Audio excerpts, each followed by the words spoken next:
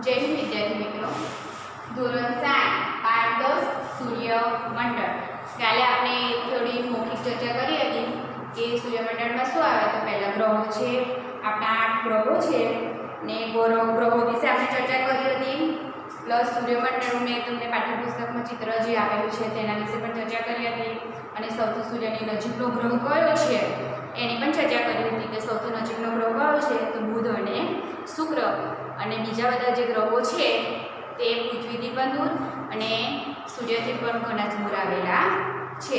પૃથ્વીથી સૌથી નજીકનો ગ્રહ કયો તો મંગળ. મંગળ ગ્રહનો કલર કેવો છે તો લાલાશ પડતો હોય છે અને તે પૃથ્વી જેવો આકાર પણ ધરાવે છે. આવો આપણે ખાસી બધી ચર્ચા કરી હતી કે ઉપગ્રહો પૂંછડિયા તારા તરીકે ઓળખાતા, ધૂમકેતુ ખટા તારા તરીકે ઓળખાતા, ઉલ્કાઓ લઘુગ્રહો તરીકે. આ બધું ભેગું થઈને શું બને છે સૂર્યમંડળ. તેના વિશે આપણે ચર્ચા કરી હતી. આગળ જોઈએ આપણે કે ચમકતા તારા દેખાય છે પરંતુ ગ્રહ એટલે કે જે આ સૂર્યની આસપાસ ફરે છે તે નિશ્ચિતમાં આપણે શું કહેવામાં આવે છે કક્ષા કહેવામાં આવે છે. અને તારા ચમકતા દેખાય છે પરંતુ ગ્રહો સ્થિર પ્રકાશ છે. એટલે કે તારા જે ચમકે છે તે તારા કેવા છે સ્વયંપ્રકાશિત છે અને ગ્રહો છે તે શેનાથી પ્રકાશ પડે છે પરંતુ ગ્રહોનો પ્રકાશ સ્થિર આવે છે. ગ્રહો છે તેનો પ્રકાશ કેવો છે સ્થિર છે, બરાબર.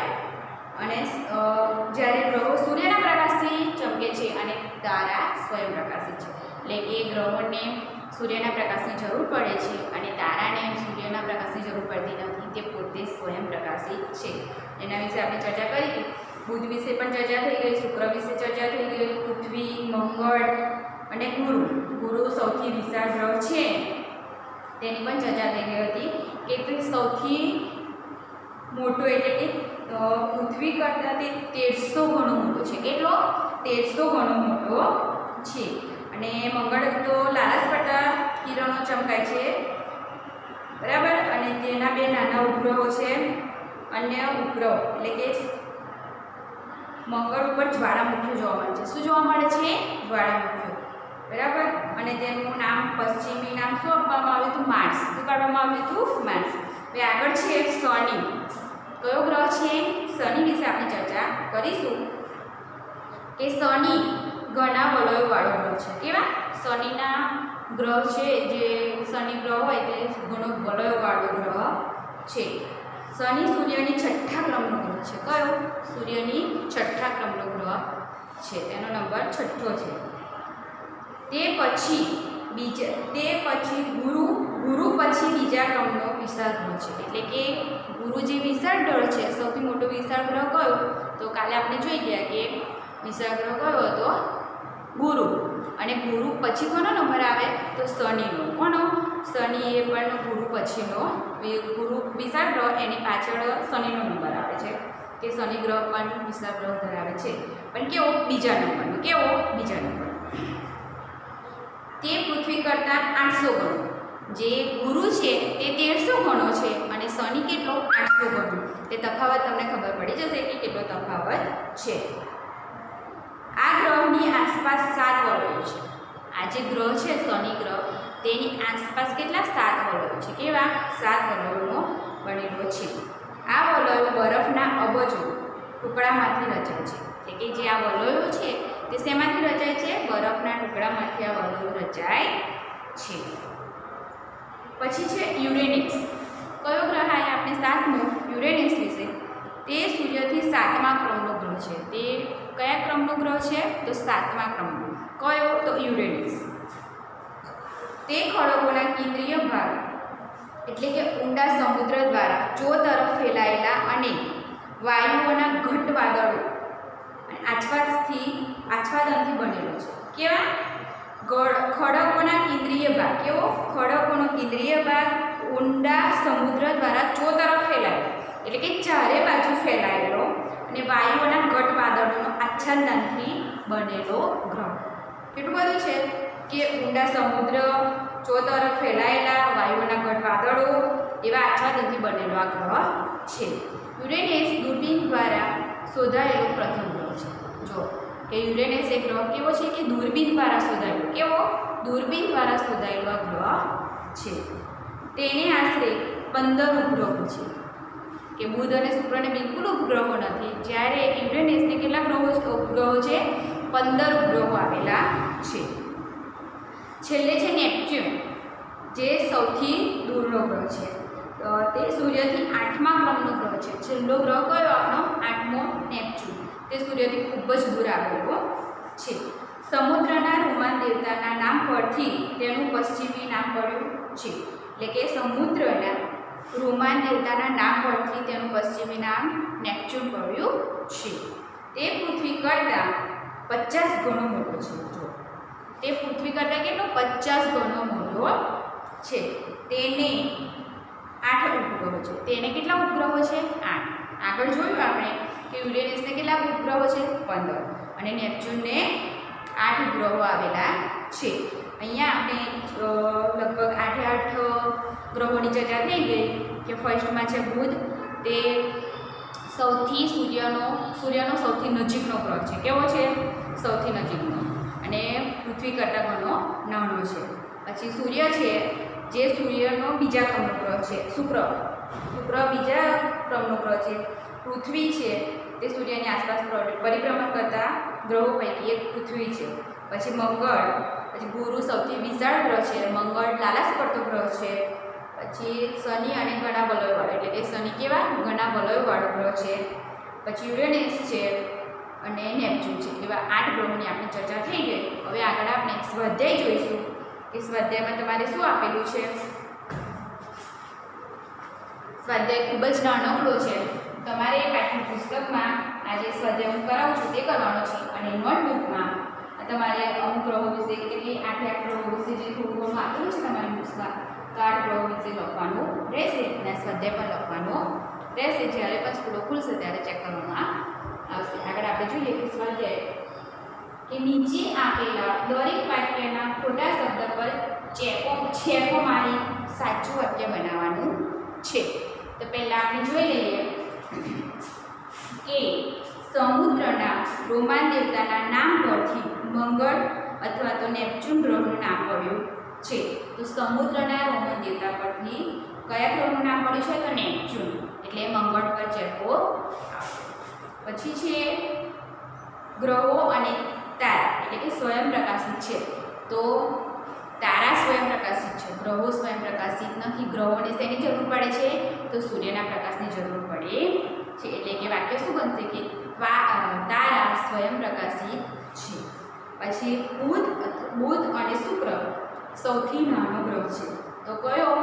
બુધ, જે સૂર્યથી સૌથી નજીકનો ગ્રહ છે, તે સૌથી નાનો ગ્રહ છે.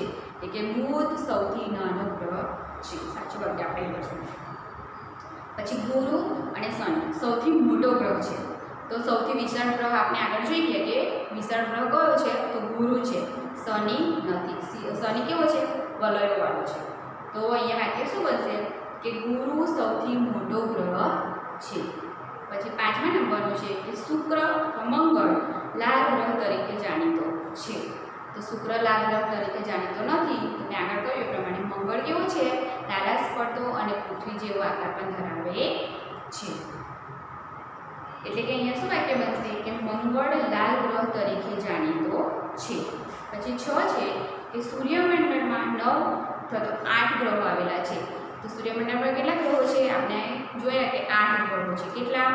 8 ગ્રહો. એટલે કે અહીંયા વાક્ય બનશે કે સૂર્યમંડળમાં 8 ગ્રહો આવેલા છે. 7મા નંબરનું છે કે બધા ગ્રહો સૂર્યની કે તારાની આસપાસ ફરે છે. તો તારાની આસપાસ તો ફરાય જ નહીં.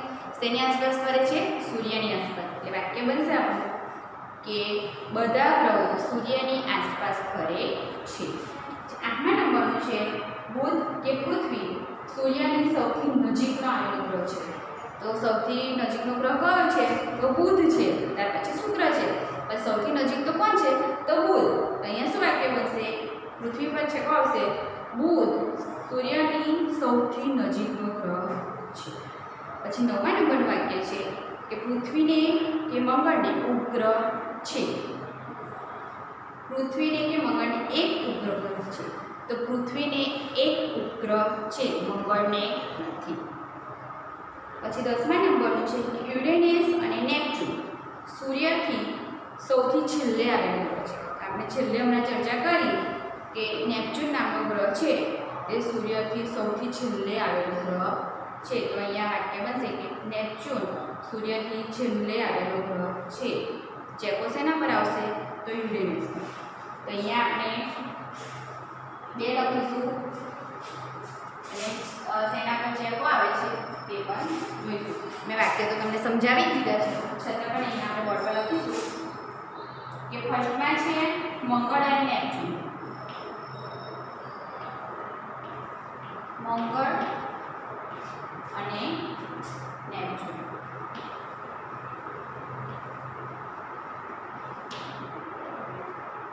બરાબર. તો અહીંયા આપણે ચેકો શેન પર મારવાનો છે? મંગળ. શેન પર? મંગળ. નેપચ્યુન એ સાચું છે. ત્યાં બસ નિશાન કરવાનું, પાછળ બોલું રહેશે. બીજા નંબરનું છે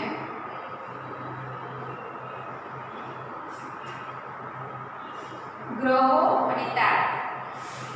ગ્રહો અને તારા સ્વયંપ્રકાશિત છે. સ્વયંપ્રકાશિત કોણ છે? તો તારા.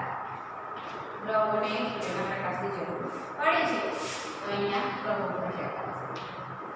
3 બુધ અને શુક્ર સૌથી નાનો ગ્રહ છે, તો બુધ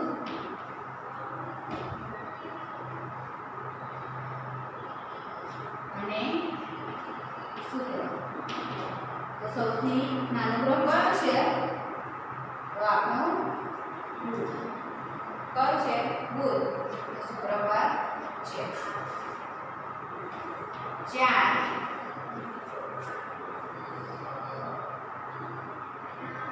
ગુરુ શનિ સૌથી મોટો ગ્રહ છે. સૌથી મોટો ગ્રહ કયો છે? તો વિશાળ ગ્રહ આપણો ગુરુ. ગુરુ અને શનિ. તો શેના પર ચેકો આવશે? શનિ. 5 શુક્ર મંગળ લાલ ગ્રહ તરીકે જાણીતો છે. લાલ ગ્રહ તરીકે કયો જાણીતો છે? તો આપણો મંગળ ગ્રહ છે એ લાલ ગ્રહ તરીકે જાણીતો છે.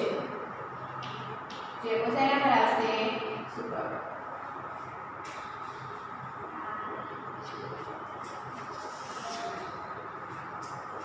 6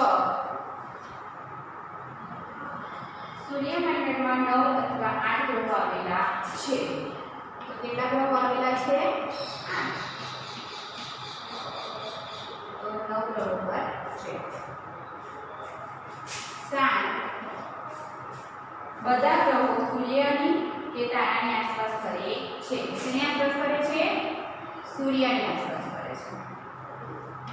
તારાની આસપાસ ફરતા નથી. તો તારાની ચેકો.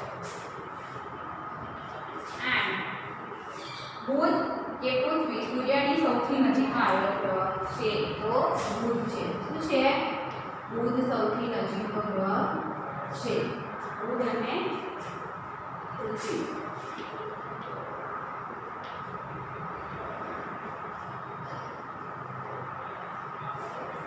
તો શેના પર ચેકો આવશે? પૃથ્વી પર. 9 પૃથ્વીને કે મંગળને એક પણ ઉપગ્રહ નથી. પૃથ્વીને છે, મંગળને નથી. પૃથ્વીને અને મંગળને. તો મંગળને છે. અને છેલ્લું છે 10 કે યુરેનસ કે નેપચ્યુન સૂર્યથી સૌથી છેલ્લો આવેલો ગ્રહ છે. તો કયો છે? નેપચ્યુન.